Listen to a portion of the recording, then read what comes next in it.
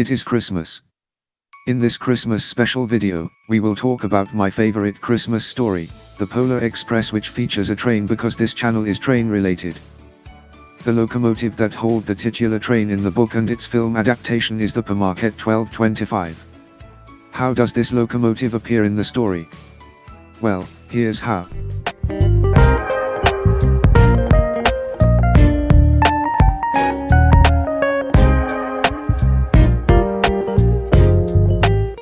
Number 1225 was built in October 1941, as one of the N1 class of the Pere Marquette Railway.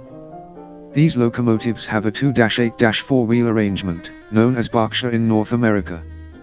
They were built by the Lima Locomotive Works in Lima, Ohio and weighed 442,500 pounds.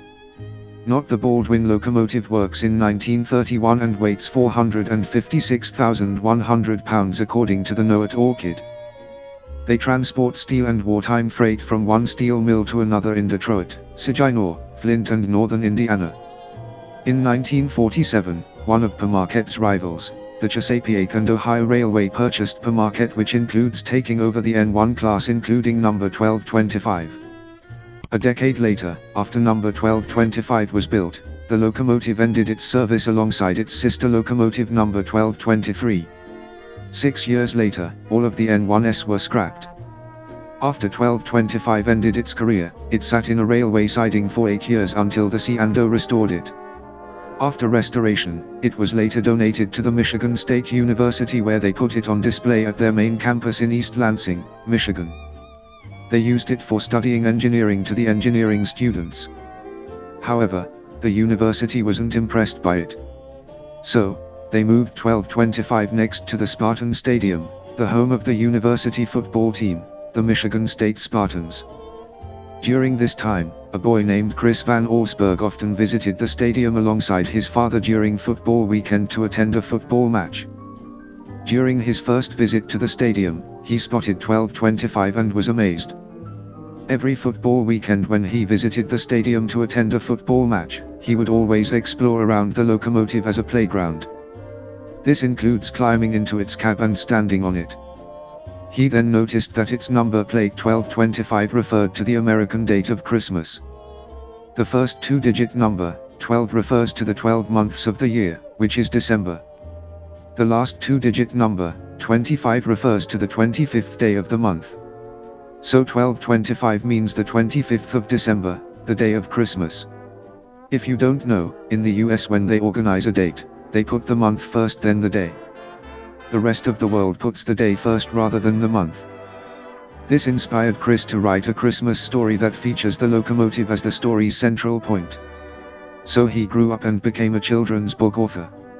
He then had an idea of a story about a boy's imagination of him following a steam train that wanders into the forest during a foggy night and wondering where the train is headed. This combined with the Christmas story that features 1225 helped him write this story. During his career, he published a book titled The Polar Express in 1985, which features the locomotive which hauled the titular train. The book was a huge success. It received tons of good reviews from book critics and even won the Caldecott Medal Award. It even appeared on a list by the New York Times bestseller. Also that same year as the book release, 1225 was restored to operating condition in Ohio.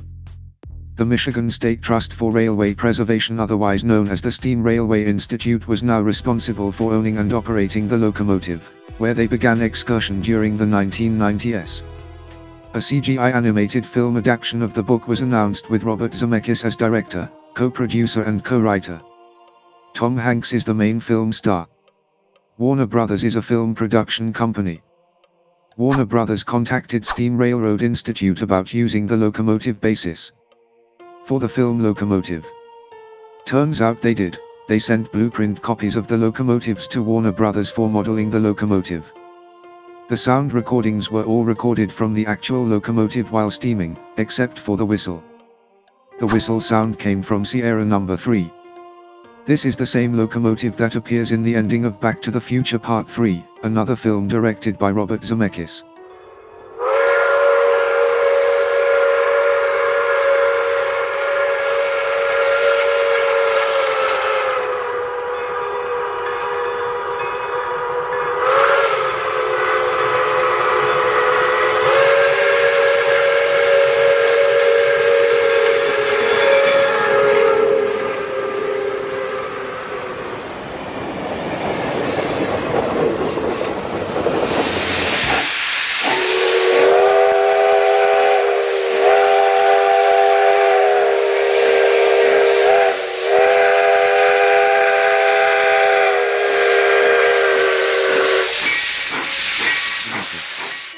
Filming began in June 2003 at Warner Brothers Studios, Burbank, and wrapped in May 2004.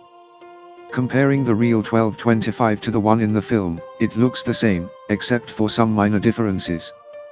The film version resembles an Erie Railroad S1 class than a Pere Marquette Berkshire. If you look closely, the headlight is attached to the smokebox door, rather than on the front of the smokebox door, similar to most Delaware and Hudson steam locomotives like the Delaware and Hudson K62 class. So there are no spaces for the number boards that were supposed to be attached to the headlight. The number boards located on each side of the bell were also missing.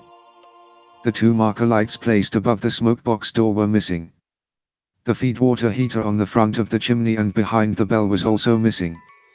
Another thing that was also missing was the builder plate located on each side of the smokebox. The whistle that is placed on top of the boiler is instead placed on the upper right-hand side of the boiler. The cowcatcher is much larger than the real version and the front coupler has been removed. When Van Allsburg saw 1225 in the film he said, "I remember that train on campus, I can't believe it's the same train. I climbed on that train. I stood on it." The movie was finally released on the 10th of November, 2004. It was a success, but critics did not like the film because of the character's uncanny design. It was also a huge flop at the box office. After the film was released, 1225 then hauled Christmas-themed excursion trains from Owosso to Ashley, Michigan during the holiday seasons. However, the Steam Railroading Institute did not have the license for the movie from Warner Brothers. So they named the service North Pole Express. This tradition is still in use today. Owosso marks the starting point and Ashley, Michigan represents the North Pole where the passengers meet Santa Claus. They can also shop around and enjoy food and beverages. So next time you think of 1225, you will also think of it as the real Polar Express. Subscribe for more railway-related content.